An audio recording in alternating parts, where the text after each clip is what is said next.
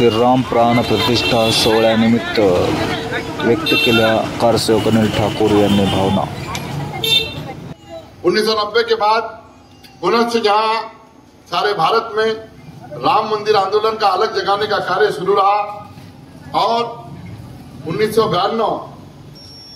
नवंबर की 29 तारीख को पूसद तहसील से 192 कार सेवकों को लेकर मैं, मेरे मित्र मोहन विश्वकर्मा, बाला साहेब उखड़कर, विश्वजीत सरनाईक, रवि अवताड़े, सुनील हुलगे, मनोज ठाकुर और कई ऐसे 192 कार सेवक हम लोग यवतमाल से निकले। हमारे लिए गर्व की बात है कि उस समय पूसद तहसील से 192 यानी यवतमाल जिले से सर्वाधिक कार सेवक लेकर हम लोग अयोध्या के लिए रवाना हुए थे और 1 दिसंबर 1992 को हम लोग अयोध्या पहुंचे। अयोध्या में सारी ओर सभी राज्यों के अनुसार कैंप लगे थे। हम लोग भी महाराष्ट्र के विदर्भ कैंप में जाकर रुके। वहां पहुंचने के पश्चात हमने अपने खुद की आंखों से साक्षात वहां का दृश्य देखा। वहां पर हमारे आदरणीय नेता लाल कृष्ण जी आडवाणी, मुरली मनोहर जोशी, अशोक जी सिंघल, विनय कटियार, साध्वी उमा भारती, साध्वी ऋतंबरा और अन्य कई नेतागण, इन लोगों ने वहां आए हुए लाखों कार सेवकों का मार्गदर्शन किया और इस प्रकार हम लोग वहां पर रुके रहे। 5 दिसंबर को संध्या के समय हमारे कैंप में एक कार सेवक जो किसी संगठन से जुड़े थे वो आए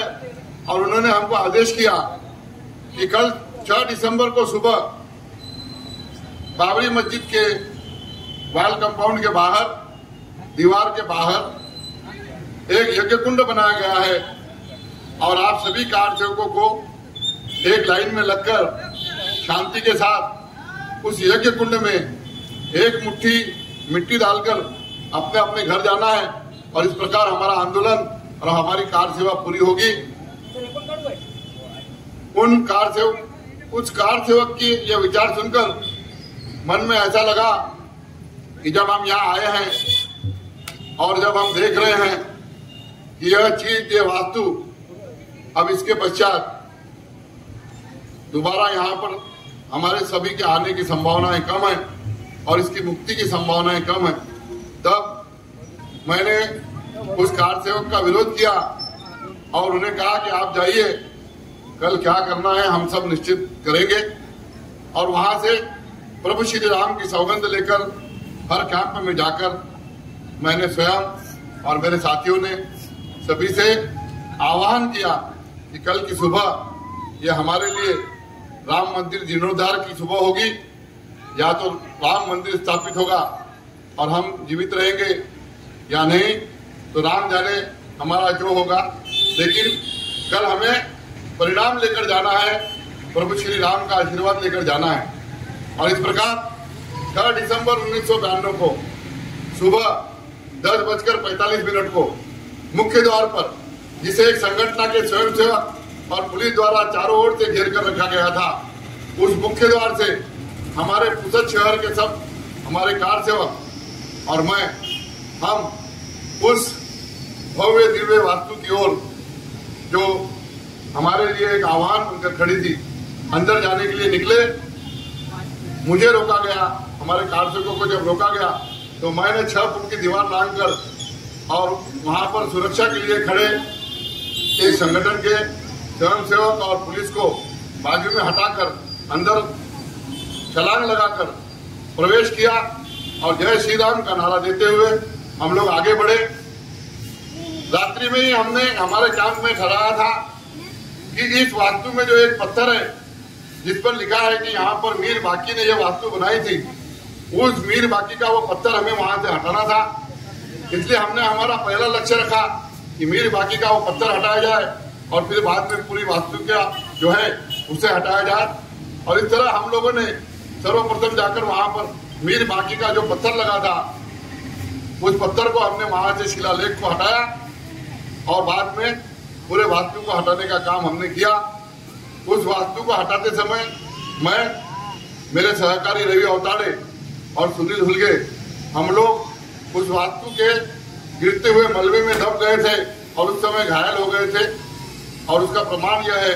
कि आज भी मेरे बाएं कान पर उस समय लगे हुए टाके हैं। आप देख सकते हैं कि मेरे कान पर जो है टाके लगे हुए हैं। मेरा बायां जो भाग है वो पूरा जख्मी हो गया था। हमें उस मलबे से निकालकर अस्पताल ले जाया गया।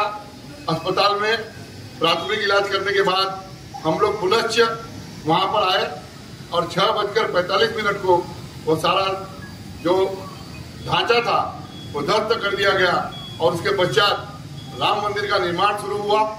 वहीं पर जो ईंटें और मिट्टी थी उसी का गारा बनाकर रात भर हम लोगों ने राम मंदिर का निर्माण किया और दूसरे दिन सुबह हमारा राम मंदिर वहाँ स्थापित हुआ। हमारे रामलला की मूर्ति वहाँ स्थापित हुई और वह स्थापित मंदिर और मूर्ति उसका जीर्णोद्धार आज 22 जनवरी 2024 को पुनश्च होने जा रहा है। और इस अवसर पर मैं सभी भारतवासियों को शुभेच्छा देता हूं,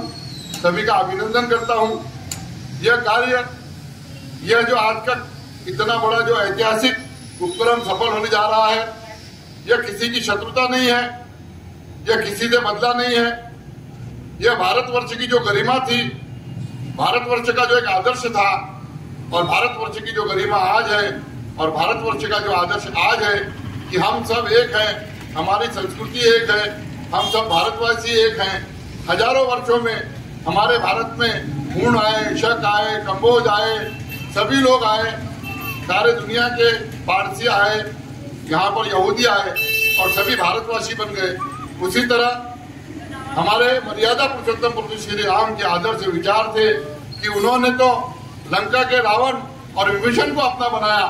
तो ये भारतवर्ष में आने वाले सभी जन जो है वह भी प्रभु श्री राम के हैं। इस आदर्श को स्थापित रखने के लिए और इसे आगे बढ़ाने के लिए ही यह कार्य किया गया। और इस प्रकार आज का यह शुभ दिवस उन सभी शहीदों के लिए, सर्वप्रथम जिन शहीदों ने प्रभु श्री राम के मंदिर के निर्माण के लिए अपना बलिदान दिया, हम विनम्र अभिवादन के साथ प्रभु श्री राम से विनती करते हैं कि प्रभु श्री राम उन्हें वैकुंठ लोक में जगह दे, उनकी आत्मा को और उनके परिवार को सुख समृद्धि दे। इस आंदोलन में अन्य जिन कारसेवकों ने, जिन लोगों ने, जिन राम भक्तों ने, सारे भारतवासियों ने, देशवासियों ने जो प्रत्यक्ष अप्रत्यक्ष सहभाग दिया, वह सभी आभार और सभी जो है उनका विनम्र अभिवादन है। और इस महान कार्य में